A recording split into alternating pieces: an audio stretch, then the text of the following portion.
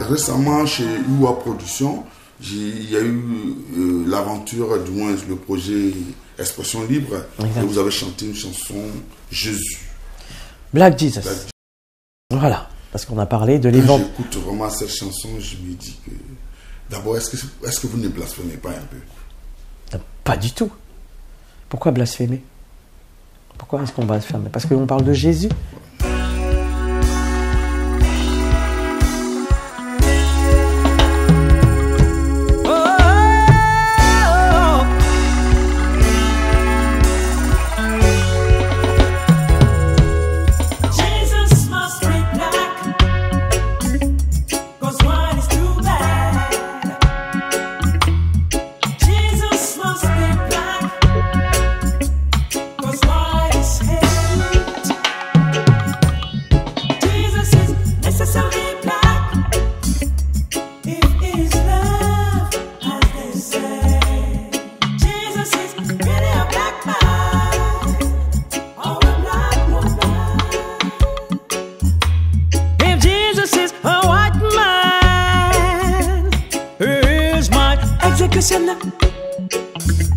If Jesus is a white man, he is my enemy. If Jesus is a white man, I have to kill his mother. If Jesus is a white man, like he killed my father.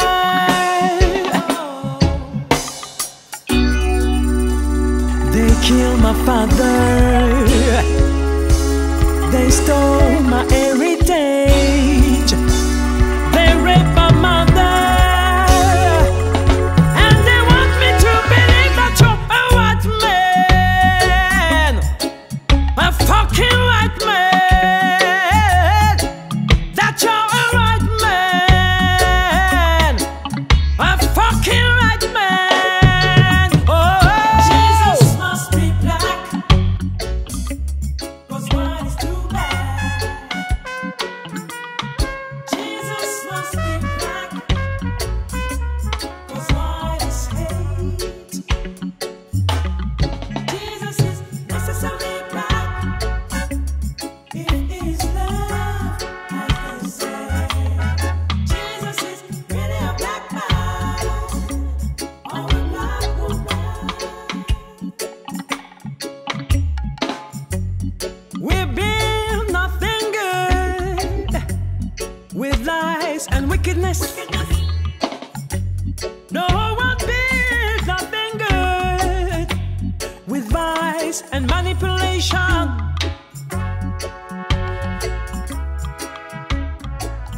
Alors, dites-moi, Denise, de quoi parle cette chanson? Ben, elle parle de l'éventualité, parce que c'est une éventualité pour certaines personnes, que Jésus soit noir. Voilà de quoi elle parle. Éventualité. Et selon vous, Jésus est réellement noir? Pour moi, c'est une réalité. Jésus, s'il existe, ne peut pas être autre chose que noir. Pourquoi vous le dites? Parce que quand je regarde dans l'histoire, Jésus blanc, déjà, vous ne pouvez pas vous accrocher à une divinité qui ne vous ressemble pas. Tout ce qui est du monde invisible, tout ce qu'on appelle déité, divinité, ça doit correspondre à un peuple. Chaque peuple a sa spiritualité. Vous ne pouvez pas prier quelque chose qui ne vient pas, qui ne vient pas de vos ancêtres, qui ne vient pas de vous. Vous voyez? On ne va pas aller prier un Dieu qui n'est pas... Parce que, moi, en ce qui me concerne, les puissances spirituelles sont créées par l'homme. Il n'y a pas de Dieu qui existe comme ça dans un ciel et puis qui officie pour un peuple. Et puis, non, pour moi, ça n'existe pas, c'est ma vision. C'est ce que les religions ont amené. Non, je ne suis pas athée. Je sais qu'il y a une puissance. Je ne suis pas athée. Je sais qu'il y a une puissance, mais pas celle-là. Après ça, c'est ma façon. La preuve, c'est que... Voilà. La preuve, c'est que les religions... Alors, les religions, déjà, à la base... On nous dit, bon, bah, c'est vrai que, comme tout à l'heure vous avez parlé d'un truc, les religions, les gens sont enfermés dans des choses, voilà, Jésus, un tel, machin, etc. Quand je vous écoute, vous me faites penser aux communistes qui disent que la religion est l'opium du peuple. Et l'opium du peuple. Ah, ben ils ont peut-être pas tort, hein, quelque part. Parce que quand je vous écoute, on dirait que vous rejoignez cette thèse. Non, parce que... après, non, je suis pas communiste. Après, juste le fait que vous dites que c'est communiste, non, moi je suis moi-même, avec mes propres pensées à moi, ma propre analyse, qui donne après ce que je suis ou ce que je dis. Moi, je pense que la religion est l'opium du peuple. Les gens ont besoin de se raccrocher à quelque chose. Parce qu'on mène une vie qui n'est pas facile. On est dans un système politique mondial qui fait en sorte que ce ne soit pas facile pour les gens. Parce que bon, c'est plus facile d'avoir le pouvoir sur un peuple qui souffre. Mais donc les gens se raccrochent aux religions. Ils nous ont ramené les religions. Nous, peuple africain, quand on était là dans notre monde, sans ces blancs, sans ces peuples leucodermes, on n'avait pas de religion. On n'avait pas de religion. On ne priait pas un Dieu au ciel. On avait notre façon de prier. On avait notre façon de prier. C'est la terre qu'on priait. On ne levait pas les yeux au ciel pour prier. On baissait la tête par terre pour prier. Parce qu'on priait la terre. Des gens sont arrivés avec leur philosophie et ils ont dit non, il faut prier là. Bon, on va vite, hein, parce que je pense que ça ne s'est pas fait aussi facilement. Ils vous ont dit non, c'est là-haut qu'il faut prier. Jusqu'à maintenant, on prie. Personne ne prie plus que le peuple noir. Donc, vous priez jusqu'aujourd'hui? Non. Non. Parce que, pourquoi je prierais? Je prierais qui? Qui fera quelque chose pour moi à part moi-même? Non, j'ai ma façon de croire. Mais je ne crois en rien qui soit extérieur à moi. Je ne suis pas... J'arrive pas à vous suivre. C'est pas grave. Moi, je pense qu'on a une puissance en nous. Et qu'on n'a pas besoin. Et que je ne crois pas en quelque chose qui soit là-haut dans le ciel, ou ailleurs d'ailleurs, et à qui je vais demander quelque chose et qui va m'exaucer. Non. Et s'il existe, il faut que je lui donne quelque chose en échange. Voilà, c'est ça ma vision de Dieu. Alors, on va laisser tomber la militance. On va parler un peu de l'artiste. Je sais que vous êtes un nom qui est connu un peu dans le milieu du showbiz ici en France. Vous avez fait passer toutes les grandes salles. Vous avez accompagné presque tous les artistes. Je ne vais pas citer tous les noms. Chef Mami, Tonton David, Princesse Erika. Vous avez vraiment joué dans presque toutes les grandes salles d'ici. Alors, qu'est-ce qu'il vous reste à faire encore? Celui qui ne vous connaît pas, qu'est-ce que vous pouvez lui dire? Qu'est-ce qu'il me reste à faire? Ouais. Mais il y a toujours tout à faire dans ce monde. Tant qu'on est vivant, on a des choses à faire. Une chose qu'on a déjà faite, on peut la refaire. Oui, donc, un chemin, c'est un chemin qui continue. Votre actualité musicale? Là, justement, j'ai fait une reprise du groupe Kassav de Patrick Saint-Éloi, qui s'appelle Darling, qui est une chanson très connue chez nous aux Antilles, qui a fait son bonhomme de chemin, et voilà. Et donc, j'ai choisi de faire cette reprise-là, parce que c'est une chanson que j'aime beaucoup.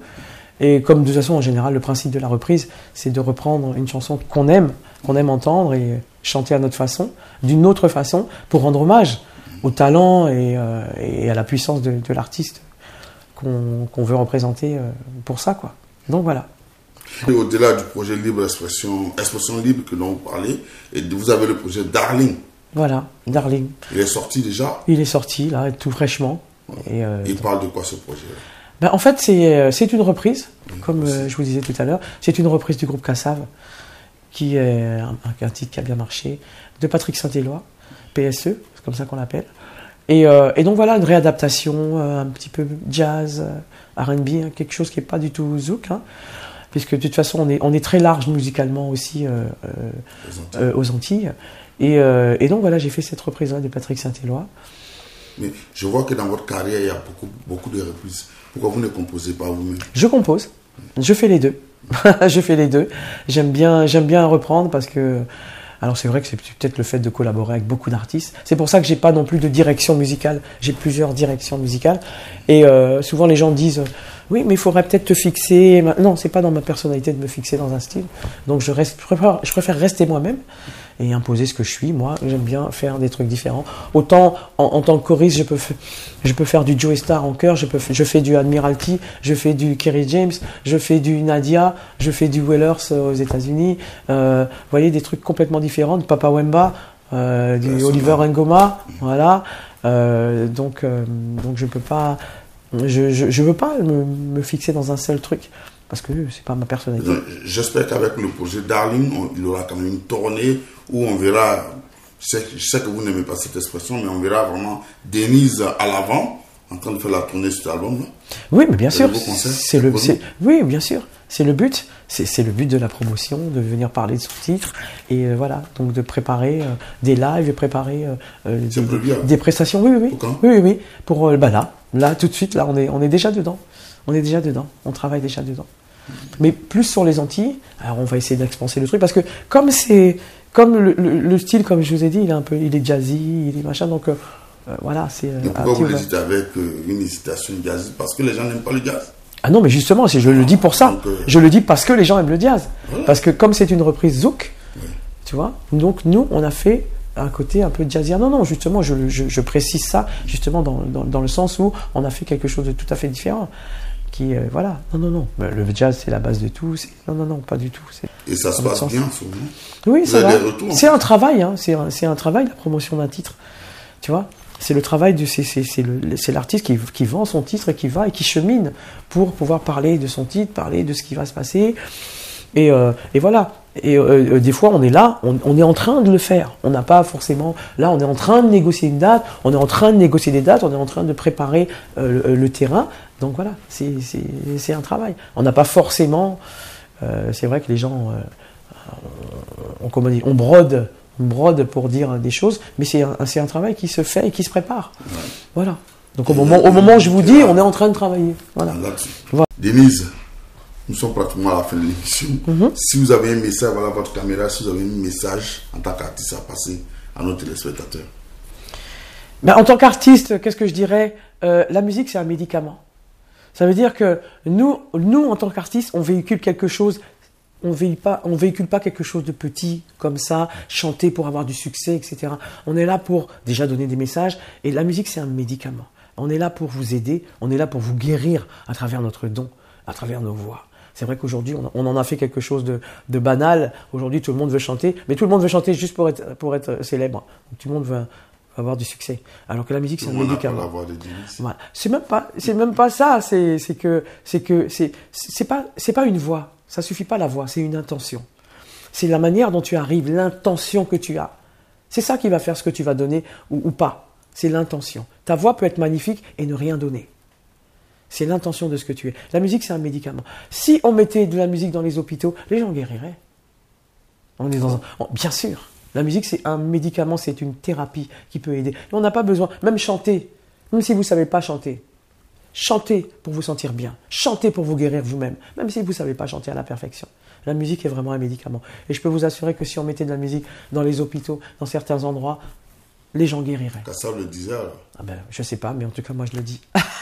Voilà. Mais comme dans ce monde-là, ils ne sont pas là pour nous aider, ben c'est à nous de le faire. C'est à nous d'aller chercher ce qu'il faut pour nous aider, pour nous sentir bien, parce que ce monde-là nous appartient aussi. Merci. Merci à vous. Elle a une voix sublime. Elle a un message très engagé. Elle était avec nous à l'Arctique chez vous. Merci de nous suivre pour la prochaine fois. Moi, je suis Albert Doba, Kadouno Niapayo. Serge Aboga a réalisé cette émission.